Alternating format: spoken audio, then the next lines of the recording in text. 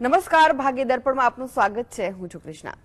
દર્શક મિત્રો, જેમની નિર્ણય શક્તિ સારી હોય છે તેમને ભાગ્ય અવશ્ય મદદ કરે છે. તો આજના સુવિચાર સાથે શરૂ કરી આપના ભાગ્યના દર્પણને રજૂ કરતો અમારો વિશેષ કાર્યક્રમ ભાગ્ય દર્પણ.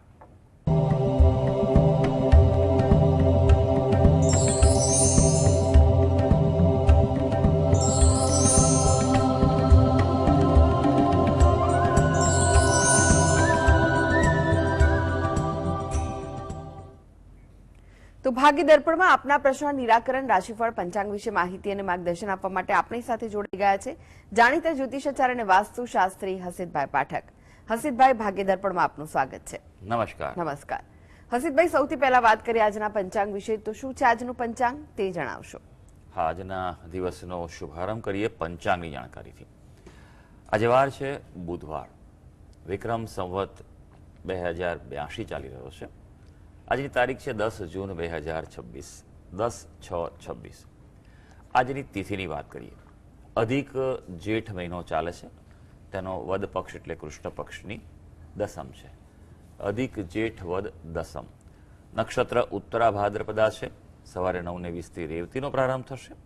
યોગની વાત કરીએ તો આયુષ્માન યોગ છે. સવારે 6:29 સૌભાગ્ય યોગ શરૂ થઈ ગયો છે.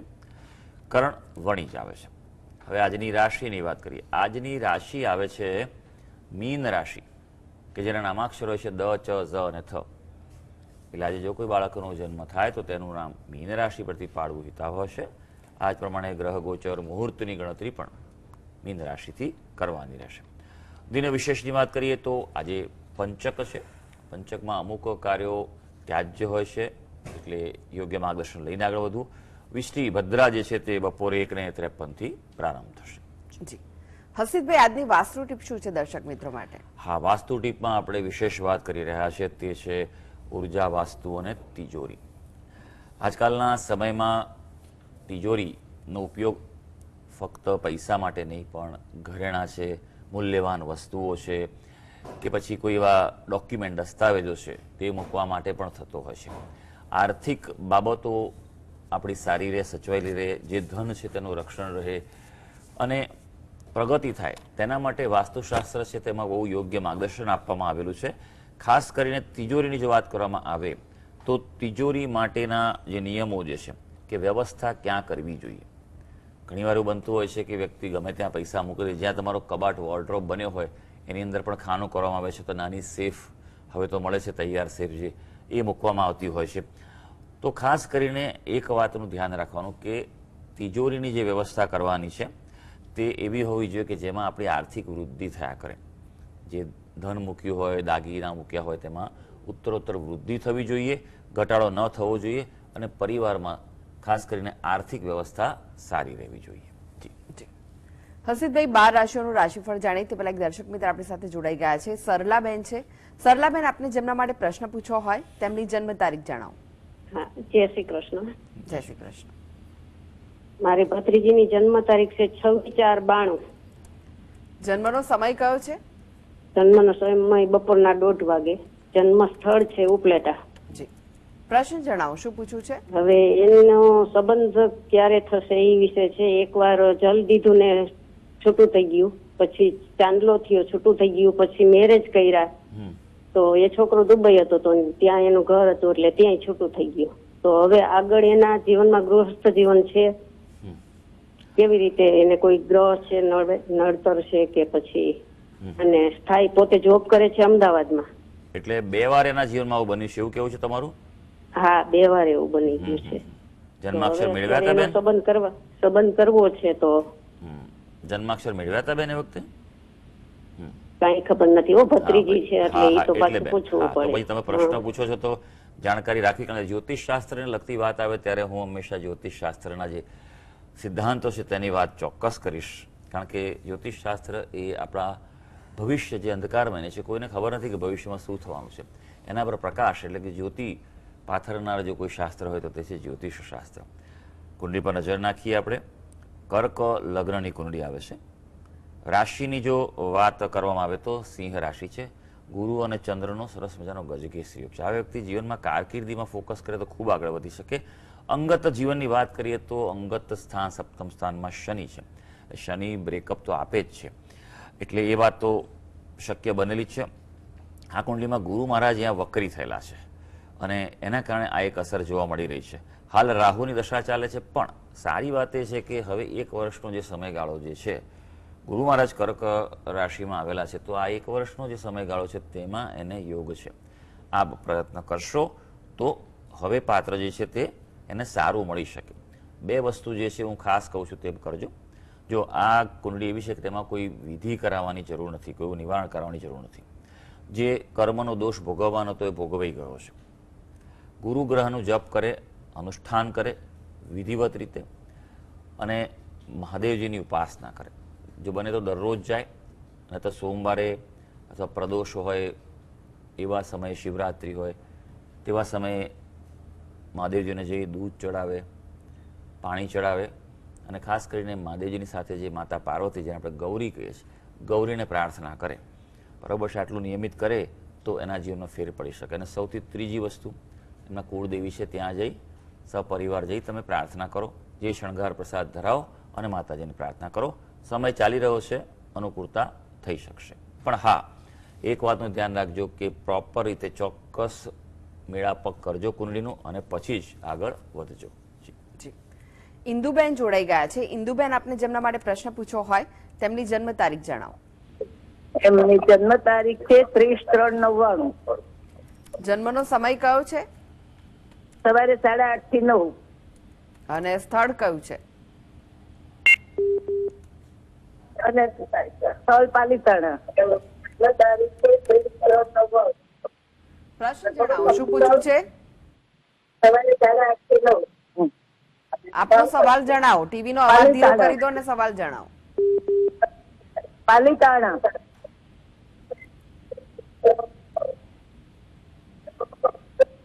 એનો પ્રશ્ન એમનો લગ્ન યોગ ક્યારે છે? કોના વિશેનો પ્રશ્ન છે? પણ લગ્ન યોગ ક્યારે છે એમનો? લગ્નનો યોગ ક્યારે છે? સારું સારું, ચાલો. એમને મમ્મી 1 મહિના પહેલા એક્સપાયર થઈ ગયા. જે મેં પ્રશ્ન પૂછ્યો હતો કે પેટનું કેન્સર છે, હા, એ 1 મહિના પહેલા એક્સપાયર થઈ ગયા. ઘરમાં કોઈ સંભાળે એવું છે નહીં એ 3 જણામાં. જી સારું, જોઈ લઈએ આપણે કે કુંડળી શું કહે છે. તમે જે વિગત આપી છે અનુસાર જે કુંડળી આવી રહી છે, મેષ લગ્ન આવે છે. રાશિની વાત કરીએ તો સિંહ રાશિ આવે છે. લગ્નમાં જ શુક્ર અને શનિની યુતિ છે. શુક્ર સારો છે, પણ શનિ અહીંયા મેષ રાશિમાં હોવાથી નીચનો થાય છે અને તેના કારણે લાભસ્થાન અને કર્મસ્થાનમાં અંતરાય ઊભો કરી શકે.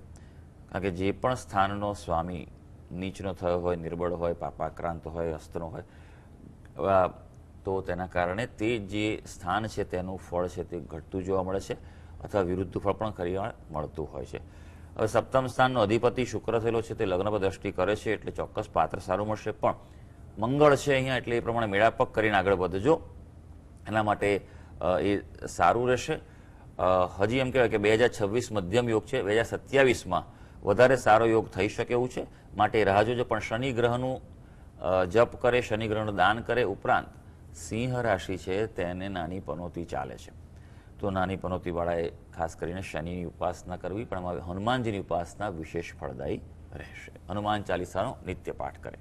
જી, ઘનશ્યામભાઈ જોડાઈ ગયા છે. ઘનશ્યામભાઈ, આપને જેમના માટે પ્રશ્ન પૂછવો હોય તેમની જન્મ તારીખ જણાવો. 6/2/2003. જન્મનો સમય જન્મનો સમય સાંજના 6:20. અને સ્થળ કયું છે? સ્થળ બોટાદ. જી, પ્રશ્ન જણાવો, શું પૂછવું છે? This call is now being recorded. આપનો પ્રશ્ન જણાવો. 24મું વર્ષ ચાલે છે અને વ્યવસાય ક્યારે થશે? લગ્ન સંબંધી પ્રશ્ન છે અને કેવું મળશે? કોના વિશે પ્રશ્ન છે ભાઈ? મારી દીકરી વિશે. દીકરી વિશે છે. સારું, જોઈ લઈએ આપણે કે કુંડળી શું કહે છે તમારે. જે વિગત આપી છે અનુસાર કર્ક લગ્નની કુંડળી આવે છે. લગ્નમાં જ ગુરુ મહારાજ છે એટલે ઉચ્ચનો ગુરુ છે. અત્યારે ગુરુ મહારાજ પરથી જ ગુરુ પર પ્રવીણ થઈ રહ્યું છે. સપ્તમ સ્થાન પર દ્રષ્ટિ કરે છે. શુભ સમય છે 1 વર્ષનો સમય, આવનારા જૂન સુધીનો, આ જૂનથી આવતો જૂન 2027ના સમય અનુકૂળતા આપી રહ્યો છે, એટલે એમાં શક્યતાઓ દેખાઈ રહી છે. પણ અહીંયા મૂળ વાત કરવામાં આવે તો કુંડળીમાં 2 દોષો જે છે હા, મંગળ દોષ નથી, માંગલિક કુંડળી નથી, એટલે એ પ્રમાણે મેળાપક કરજો. પણ શાપિત દોષ આ કુંડળીમાં ખૂબ પ્રભાવી છે, એ પણ લાભ સ્થાનમાં છે, અને પંચમ સ્થાનમાં પ્રબળ અંગારક દોષ છે. આ બંને દોષ છે તેનું આપ નિવારણ કરાવો વિશેષ પદ્ધતિ, વિન્યાસ સંકલ્પ પદ્ધતિથી. બરાબર છે, એ આવશ્યક છે, કારણ કે જન્મકુંડળીના દોષ છે નિવારણ કરવાથી શુભતા વધતી હોય છે અને સારો યોગ શરૂ થયો છે. આપ બિલકુલ ચિંતા ના કરશો, આગળ વધજો. હા, એક વધુ વાત કે મીન રાશિ આવે છે, મીન રાશિને 7.5 ચાલી રહી છે પનોતી, એટલે શનિના ઉપાય ખાસ કરે. શનિવારે શનિની વસ્તુઓનું દાન કરે. શનિવારે સાંજે હનુમાનજીના મંદિરે જઈ તેલ સિંદૂર ચડાવી ત્યાં હનુમાન ચાલીસાનો નિત્ય પાઠ કરવો, જેથી આ પીડામાં રાહત રહે. જી હસીબભાઈ, હવે રાશિફળની વાત કરીએ. રાશિમંડળની પ્રથમ 3 રાશિ મેષ, વૃષભ, મિથુન રાશિના જાતકોનો આજનો દિવસ કેવો રહેશે? હા, શરૂ કરીએ આજના દિવસનું રાશિ ભવિષ્ય. સૌથી પહેલી રાશિ મેષ રાશિ. મેષ રાશિના જાતકોના નામાક્ષર હોય છે અ, લ અને ઈ. આજે ભાઈ તમારું નહીં પણ તમારા જીવન સાથેના સ્વાસ્થ્યનું ધ્યાન રાખવું પડે, જરૂરી છે. બેદરકાર ન રહેતા. આજે કોઈ પણ ઘટના એવી બને કે જેના કારણે તમારા મનમાં અશાંતિ થઈ શકે. થોડું રિલેક્સ રહેવા પ્રયત્ન કરજો. આર્થિક બાબતે થોડું સાચવવું પડશે, ઘટાડો થવાની સંભાવના છે. વૃષભ રાશિ, જેના નામાક્ષર છે બ અને ઓ. આજે ધ્યાન રાખવાનું છે કે બિનજરૂરી વિવાદો ટાળજો. કોઈની બાબતમાં પંચાયતમાં પડતા નહીં. આપણે શાંતિથી દિવસ પસાર કરવાનું છે.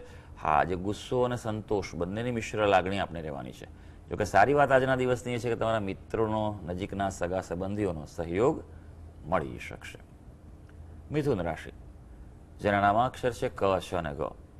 આજે તમારા કાર્યક્ષેત્રે વ્યવસાય, જો પોતાનો ધંધો હશે તો તમને આજે મહત્વપૂર્ણ સફળતા પ્રાપ્ત થઈ શકે. કોઈ અગત્યનું કાર્ય હાથમાં લીધું હોય તો પૂરેપૂરો પ્રયત્ન કરજો પૂરો કરવાનો. શક્યતાઓ હકારાત્મક રહેવાની છે, પણ નાણાંની લેવડ દેવડમાં થોડુંક સાવધાની રાખજો. બરાબર બધું ચેક કરજો અને પછી આગળ વધજો. આજે મનમાં કોઈ ને કોઈ રીતે કદાચ નિરાશા કે અસંતોષ થઈ શકે. હસીબભાઈ, બાકીની રાશિનું રાશિફળ જાણે તે પહેલા એક દર્શક મિત્ર આપણી સાથે જોડાઈ ગયા છે. નિકુંજભાઈ છે. નિકુંજભાઈ, આપને જેમના માટે પ્રશ્ન પૂછવો હોય તેમની જન્મ તારીખ જણાવો.